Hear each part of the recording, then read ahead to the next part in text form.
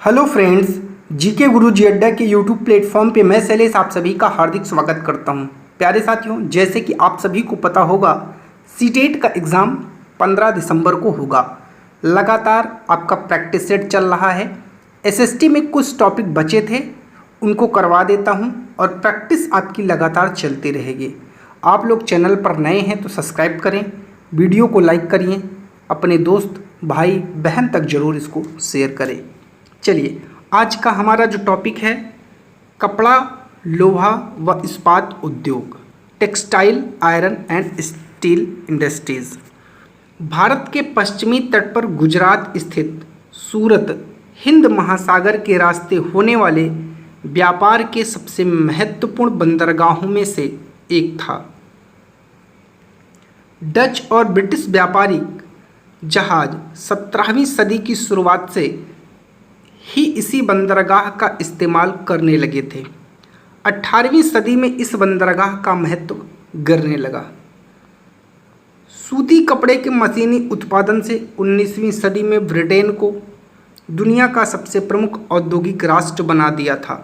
1850 के दशक से जब ब्रिटेन का लोहा और इस्पात उद्योग भी पनपने लगा तो ब्रिटेन दुनिया का कारखाना, वर्ल्ड फैक्ट्री कहलाने लगा। कब?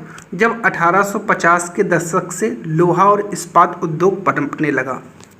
ब्रिटेन के औद्योगिकरण और भारत पर ब्रिटिश विजय और उपनिवेशीकरण में गहरा संबंध है। कपड़ा उद्योग, जिसे टेक्सटाइल इंडस्ट्री भी कहा जाता है, 1750 के आसपास भारत पूरी दुनिया में कपड़ा उत्पादन के क्षेत्र में औरों से काफ़ी आगे था। भारतीय कपड़े लंबे समय से अपनी गुणवत्ता और बारीक कारीगरी के लिए दुनिया भर में मशहूर थे। दक्षिण पूर्वी एशिया, जावा, सुमात्रा, पेनांग तथा पश्चिमी एवं मध्य एशिया में इन कपड़ों का भारी व्यापार था। यूरोप के व्यापारियों ने भारत से आया बारीक सूती कपड़ा सबसे पहले मौजूदा इराक के मोसुल शहर में अरब के व्यापारियों के पास देखा था। इसी आधार पर वे बारीक बुनाई वाले सभी कपड़ों को मसलिन, जिसे मलमल कहने लगे। जल्दी ही यह शब्द खूब प्रचलित हो गया। मसालों की तलाश में जब पहली बार पुर्तगाली भारत आए तो उन्होंने दक्षिण पश्चिम भारत में केरल के तट पर कालीकट में डेरा डाला। यहाँ से वे मसालों के साथ साथ सूती कपड़ा भी लेते गए। कालीकट से निकले शब्द को कैलिको कहने लगे। बाद में हर तरह के सूती कपड़ों को कैलिको ही कहा जाने लगा। बात करते हैं यूरोपीय बाज़ारों में भारत का कपड़ा। 18वीं सदी की शुरुआत तक आते आते भारत कपड़े की लोकप्रियता से बेचैन इंग्लैंड के ऊन व रेशम निर्माता भारतीय कपड़ों के आयात का विरोध करने लगे थे। इसी दबाव के कारण 1720 में ब्रिटिश सरकार ने इंग्लैंड में छापेदार सूती कपड़े छींट के इस्तेमाल पर पाबंदी लगाने के लिए एक कानून पारित कर दिया। संयोगवश इस कानून को भी कैलिको अधिनियम ही कहा जाता था। 1764 में जॉन ने स्पिनिंग जेनी का आविष्कार किया, जिससे परंपरागत तकलियों की उत्पादकता काफ़ी बढ़ गई। 1786 में रिचर्ड आर्कराइट ने वास्प इंजन का आविष्कार किया। अब स्पिनिंग जेनी का आविष्कार 1764 में किसने किया? जॉन के ने। और अगर आपसे पूछे कि वास्प इंजन का, रिचर्ड आर्कराइट ने, जिसने सूती कपड़े की बुनाई में एक क्रांतिकारी परिवर्तन कर दिया। पटोला बुनाई सूरत, अहमदाबाद, पाटन में होती थी। इंडोनेशिया में इस बुनाई का भारी बाजार था। वहाँ यह स्थानीय बुनाई परंपरा का हिस्सा बन गई थी। स्पिनिंग जेनी एक ऐसी मशीन जिससे एक कामगर एक साथ कई तकलियों पर काम कर सकता था। जब पहिया घूमने लगती तो सारी तकलियाँ भी घूमने लगती थी। बुनकर, वेबर्स। बुनकर आमतौर पर बुनाई का काम करने वाले समुदायों के ही कारीगर होते थे।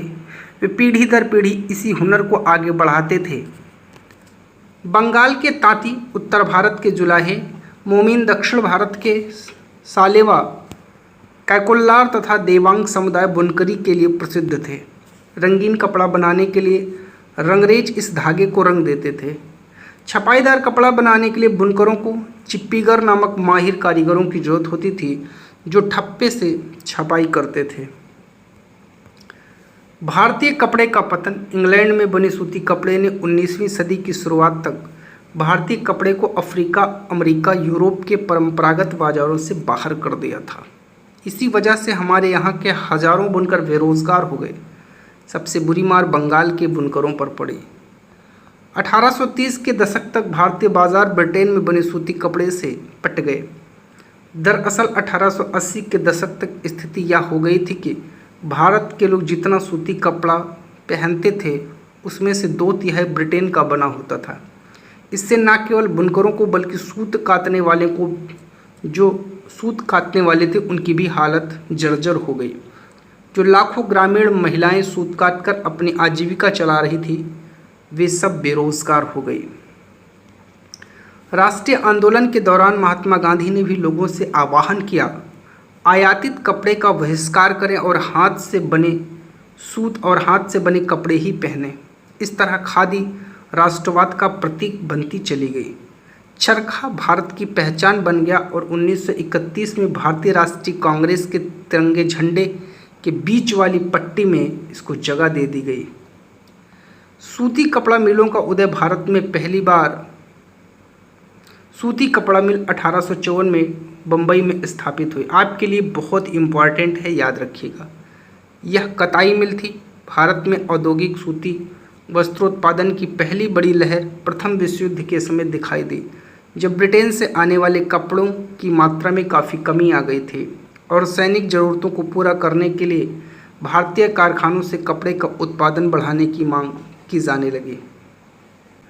लोहा इस्पात उद्योग। रजहारा पहाड़ियाँ दुनिया के सबसे बेहतरीन लौह अयस्क भंडारों में से एक थी। अगरिया जैसे कई समुदाय लोहा बनाने में माहिर थे। अगरिया समुदाय के लोगों ने लौह अयस्क का एक और स्रोत ढूंढने में मदद की, जहां से बाद में भिलाई स्टील संयंत्र को अयस्क की आपूर्ति की गई। कुछ साल बाद स्वर्णरेखा नदी के तट पर बहुत सारा जंगल साफ करके फैक्ट्री और एक औद्योगिक शहर बसाने के लिए जगह बनाई गई। इस शहर को जमशेदपुर का नाम दिया गया। इस स्थान पर लौह अयस्क भंडारों के निकट ही पानी की उपलब्धि थी। यहाँ Tata iron and steel company TISCO की स्थापना हुई, जिसमें 1912 से स्टील का उत्पादन होने लगा।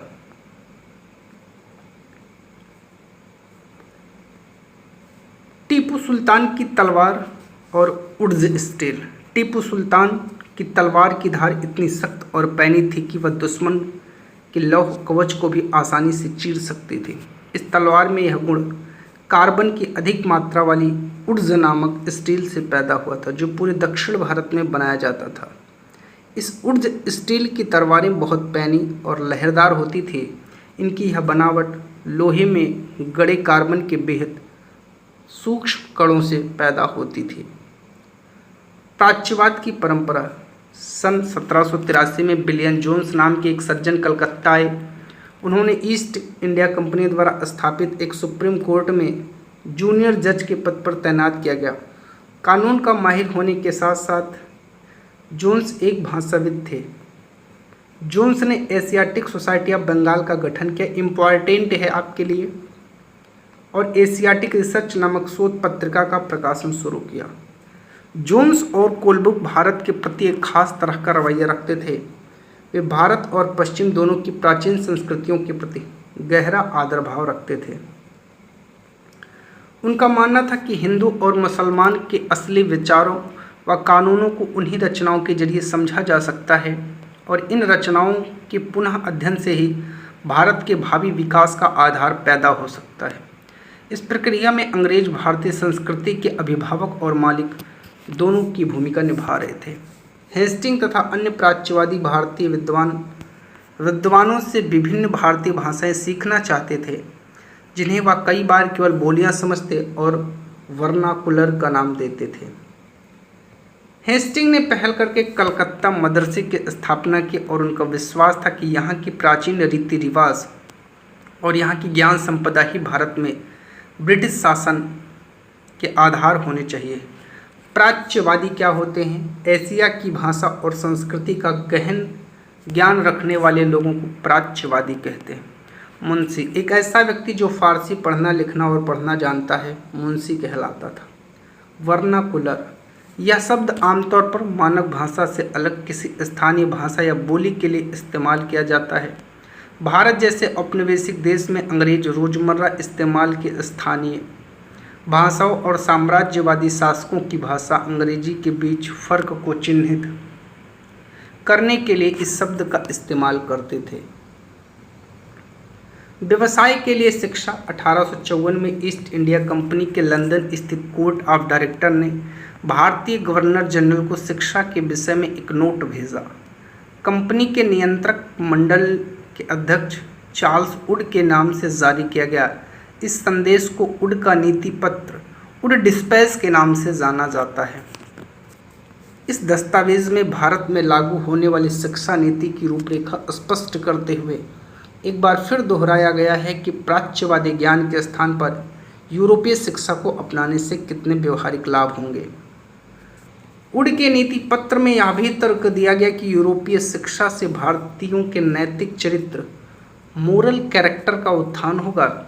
इससे वे ज़्यादा सत्यवादी, ईमानदार बन जाएंगे और फलस्वरूप कंपनी के पास भरोसेमंद कर्मचारियों की कमी नहीं रहेगी। 1857 में जब मेरठ और दिल्ली में सिपाही विद्रोह कर रहे थे, उसी समय कलकत्ता, मद्रास और बम्बई विश्वविद्यालय की स्थापना की जा रही थी। स्कूली शिक्षा प्रणाली में परिवर्तन के प्रयास भी किए गए। विलियम एडम की रिपोर्ट। 1830 के दशक में शिक्षा का तरीका काफ़ी लचीला था। बच्चों की फीस काफ़ी कम थी, छपी हुई किताबें नहीं होती थी, सालाना इम्तिहान और नियमित समय सारणी जैसी कोई व्यवस्था नहीं थी। बच्चों की फीस उनके माँ बाप की आमदनी से तय होती थी। अमीरों को ज़्यादा, गरीबों को कम फीस देनी पड़ती थी। शिक्षा मौखिक होती थी। क्या पढ़ाना है, यह बात विद्यार्थियों की ज़रूरतों को देखते हुए गुरुजी तय करते थे। विद्यार्थियों को अलग अलग कक्षाओं में नहीं बैठाया जाता था, सभी एक जगह एक साथ बैठते थे।